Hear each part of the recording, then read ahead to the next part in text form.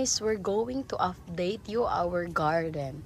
We have here the string beans, and our papaya is going there. Oh, we're going to have a flower. Oh, look at it, guys. Ayan, oh, papaya. Yan, papaya. It's papaya. Look at it. It's bloom. Oh my God. We have here some of those purple ones. Hindi pa tayo magluluto niyan. We have here also malunggay. What, malunggay? Can we eat malunggay for lunch? Ay, baka magmunggo ata tayo mamaya. Munggo? Hindi apa ata. Nakalimutan ko. Oh my God. Ang dami na niyang bulaklak. Oh, yeah. Ayan oh, yung maliit. Ituturo ko sa'yo ha. This one. There's still more. I see more. Ay, kaya nga, dadami na siya. Ito yung sinasabi ko sa yung string beans. This one. And the squash is there. And we have gabi and we have avocado. Gabi? Where's the gabi? It's here. This one. There's a butterfly. Where? There's a bee.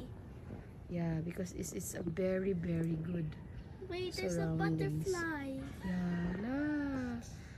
Oh my God, a butterfly. Oh, why?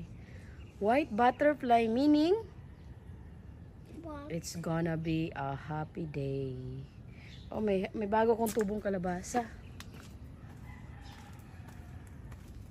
Ang kangkong namin guys, nandito na sa kalsada. Yes, it will be a Yan. happy day because I got more than a 5-star. And we have okra. Okra? Yeah, here. Newborn okra. Can I see your vlogs? Lang, taba niya puri buyag. La. Ano yan? It's langka. So what are those orange-looking fruits? That's our malunggay. Oh, diba? There's a bee over there. Wait, what is that? Asan?